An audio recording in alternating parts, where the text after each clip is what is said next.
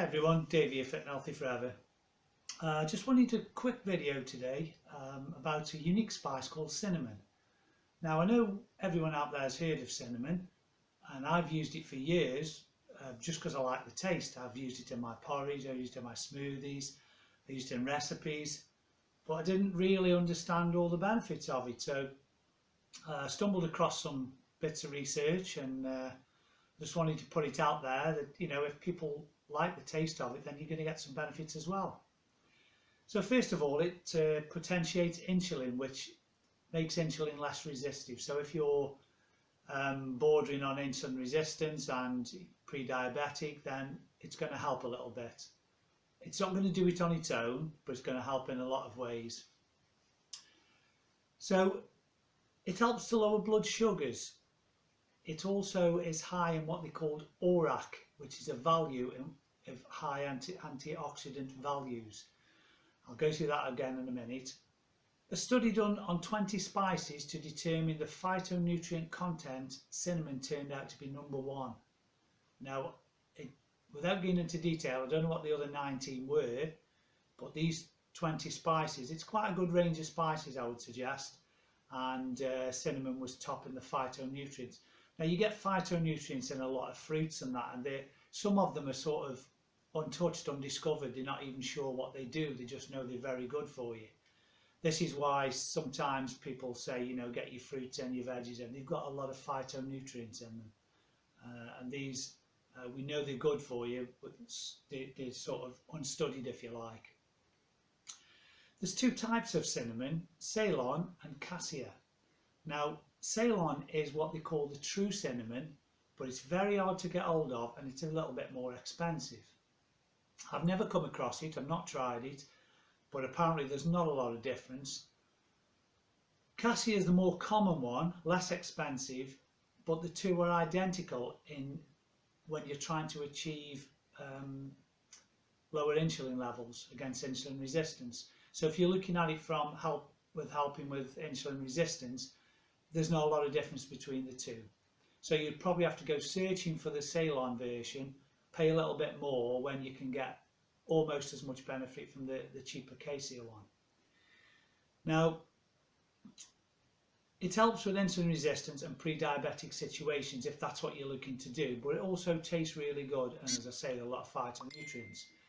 Now, anyone in the Stoke-on-Trent area who goes to Trentham Gardens, the shopping area, there's a new shop down there that's open. It's very similar to a Holland and Barrett. They do a lot of nuts, seeds, vitamins, minerals, stuff like that in bulk, and they do a large tub of cinnamon for £2.99. Absolute bargain, because I was buying the small bottles for 75p and they don't last 5 minutes. So now I can probably add a little bit more than I would normally, and it's very cost effective. Incidentally, they also do the same size tub of turmeric for £2.99 as well, which I also use, and you can use more of it. It's very cost effective. Now, what are ORAC values? They're antioxidant values of foods and beverage, and it means oxygen radical absorbance capacity units. So it's the oxygen and the radical absorbance of the stuff that you're taking in your body, how it's absorbed, what the ratios are. So they're called ORACs. It's probably not important to you and I, but I just come across that. Now these are done in lab tests to determine what they call TACs, total antioxidant capacity of a food. So we know what total antioxidant capacity is. It's the amount of antioxidants that you get in a food, or a dose of a food. So the ORAC is a similar thing. And lastly, with cinnamon, there's no RDA established, so there's no recommended daily average.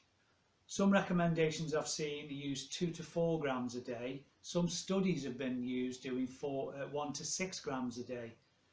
And this was up to March this year. I couldn't find anything after March this year, but they are the best ones I could find before March this year. So if you like cinnamon, go ahead as much as you want. I did see one little bit of research where someone was using 8 grams a day just because they like the taste. I'm not sure they knew the full benefits of it, but they didn't have any adverse effects from it. So go ahead, use it in your recipes, use it in your smoothies. I mix it in anything I can really, porridge.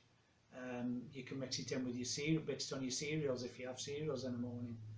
So go ahead, use as much as you want, get the benefits from it. It's just another tiny addition. You can't get enough antioxidants, you just can't get enough. This is what strengthens your immune system, fights off any sort of disease or any sort of flus and colds and stuff like that you get, especially this time of year when it seems to be more prevalent. It shouldn't be more prevalent because your viruses are out there all year round. I think it's because your immune system is compromised more in the winter time than it is in the summer. So that seems to be the reason why, to me anyway. But luckily I don't get them all year round, so I'm glad to say I hope I'm on the right track. Just wanted to get that out there. Like and subscribe if you like what I'm putting out, and until the next video, stay fit and healthy forever. Thanks again.